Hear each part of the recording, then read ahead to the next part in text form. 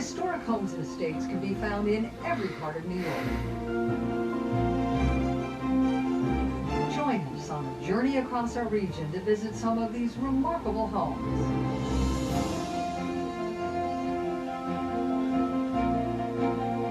All of them true treasures of New York. Funding for Treasures of New York Historic Homes is provided in partnership with NYC Arts and All Arts.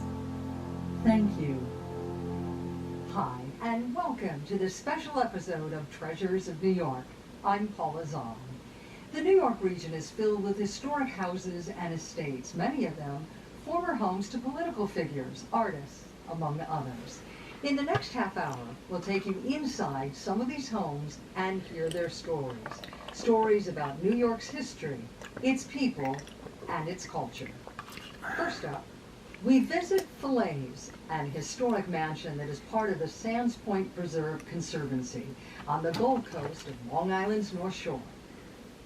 My name is Michael Butkewicz. I'm the Site Director of Historic Properties for Nassau County Parks, Recreation, and Museums. This house is called Falaise. Falaise means cliff in French. It's the former home of Captain Harry Guggenheim, and it sits on the Sands Point Preserve. These great homes that were built on the Gold Coast of Long Island were built by the titans of industry, were built by these great families. The Vanderbilts, the Franks, the Phipps, these great homes were built as summer homes. They were used a few months out of the year, and they built lavish, either English, French, Spanish-style houses to give them sort of a European atmosphere of their vacations.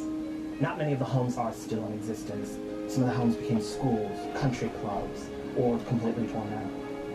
Hempstead House was built by Howard Gould for his first wife. They never even spent a night here in Hempstead House. She ran off with another man. They divorced, and Daniel Guggenheim purchased what was called Castle Gould at the time and renamed it Hempstead House. He lived here with his family and his wife Florence for many years until his death. Then we have Falaise. Falaise, 90 acres, was given to Captain Harry Guggenheim upon his marriage to Carol Morton.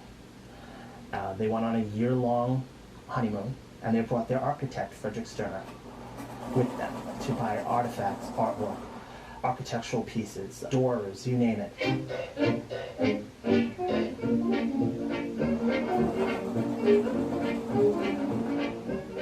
The entire property was built sort of as a feudal kingdom. It had its own farm, its own dairy, it had cattle.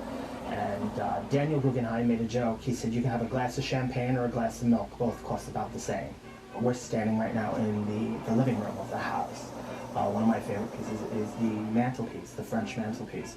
It had been dismantled from a chateau in France, numbered, shipped here back to New York, and hand-assembled, matching all the numbers.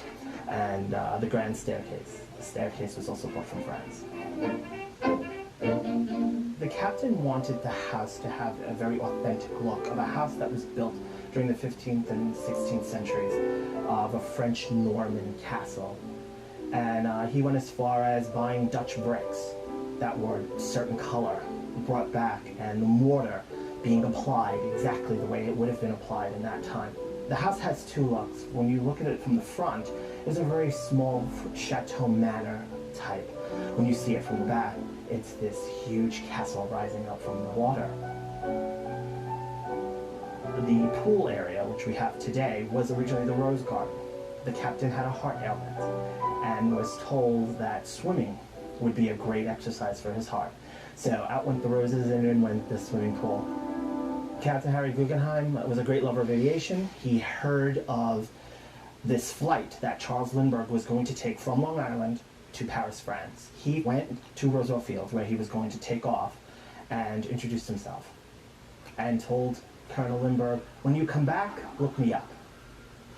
And he did. When he came back from France, and they had the great parade in New York City, Colonel Lindbergh stayed here and wrote his book, We, here at Falaise. And that was the beginning of Guggenheim and Lindbergh's great friendship.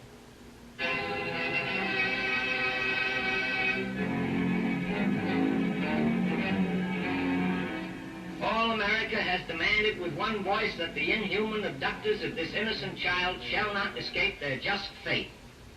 Falaise became a haven for the Lindberghs. Mr. and Mrs. Lindbergh came here and stayed here while the whole media scandal was going on about the Lindbergh child, the kidnapping.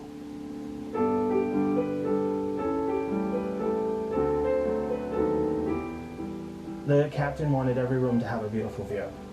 So most of the house is laid out room next to each room except for a few rooms. That this way every room could have a view of the water.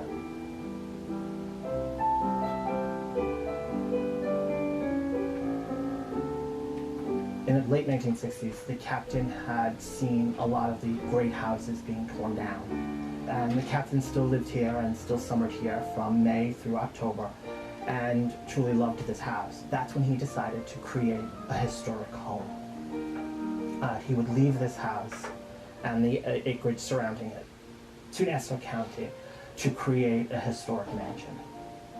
Upon his death in 1971, nothing new would be allowed to be added to the house. He had a strict list of things and the way the tour would run. He designed everything about the historic house. And upon its opening day, his great friend, Charles Lindbergh, came for a tour of the house and went through the whole house, and they got to the captain's book room. And there were no books in the room.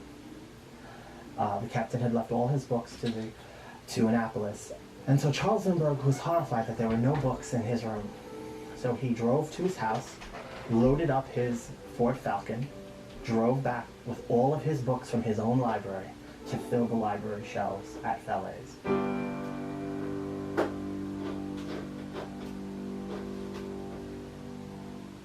And